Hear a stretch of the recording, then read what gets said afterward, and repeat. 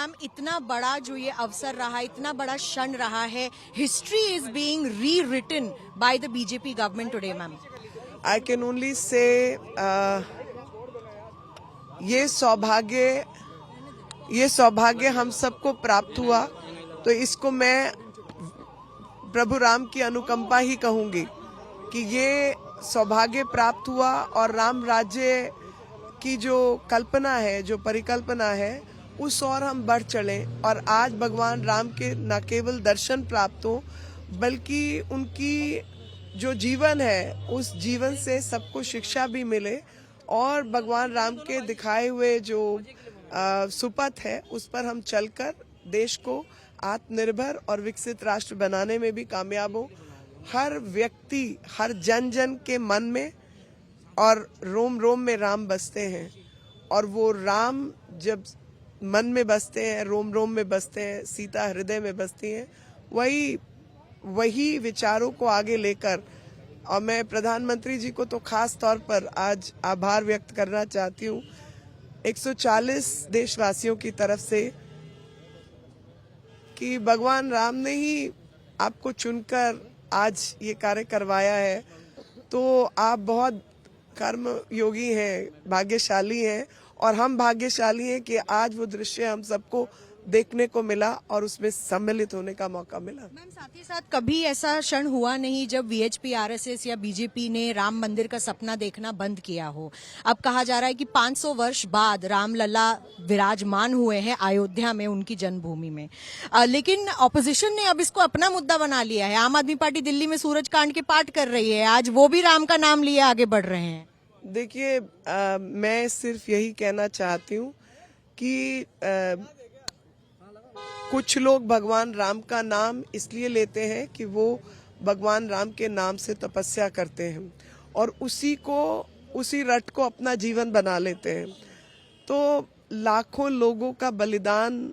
लाखों लोगों के प्राणों की आहुति इस मंदिर को बनाने में गई है और अंग्रेजी में कहूँ तो 500,000 पीपल, जो छोटा संख्या नहीं है।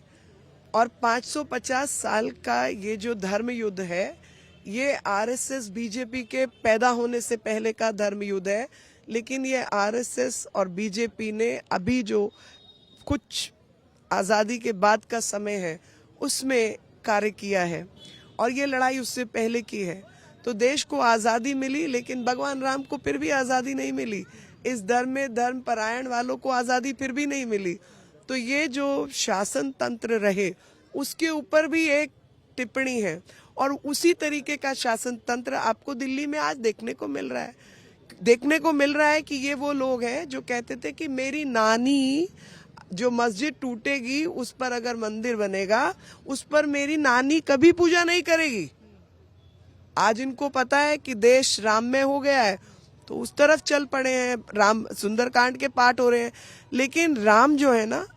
वो शबरी के बेर खाने वालों में है, वो राज सिंहासन छोड़ने वालों में है। तो ये बताता है कि भगवान राम भावना देखते हैं व्यक्ति की,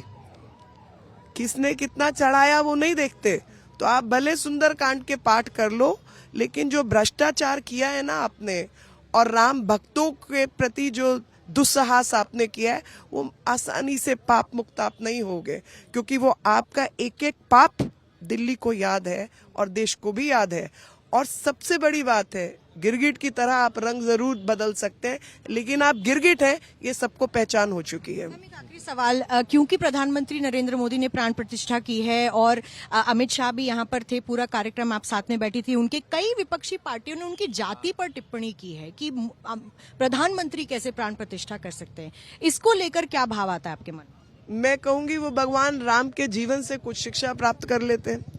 क्योंकि भगवान राम तो जीवन भर, अंग्रेजी भाषा में कहूँ तो इंक्लूजन के लिए काम करते रहे। जब वो मतलब इस देश में ही क्या दुनिया का इतिहास है कि भाई ने भाई की हत्या की राजपाट प्राप्त करने के लिए, बेटे ने अपने पिता की हत्या की राजपाट प्राप्त करने के लिए। यहाँ पर भाई ने खड़ाऊ रखकर शासन चलाया और दूसरे भाई ने माता पिता की आज्ञा समझकर सब कुछ त्याग दिया। तो ये देश की जो परंपराएं हैं ना, जो आदर्श हैं, वो कहीं ऊंचे हैं और वो चरित्रवान लोगों के ही समझ के हैं। पर जो कुरीतियां समाज में आ गई हैं, मनों में जो शंकाएं पैदा हो गई हैं, जो कुंठाएं पैदा हो गई हैं, जो अपने पथ से विचलित हो चुके हैं, मैं यही कहूंगी कि हनुमान जी का राम का नाम का जाप करो तो शायद सुबुद्धि भी आ जाए, और वो सद्बुद्धि आने से आप भी सुपथ पर चलने लगेंगे। लेकिन पाप मुक्त होने के लिए तो पापों का नाश होना जरूरी है।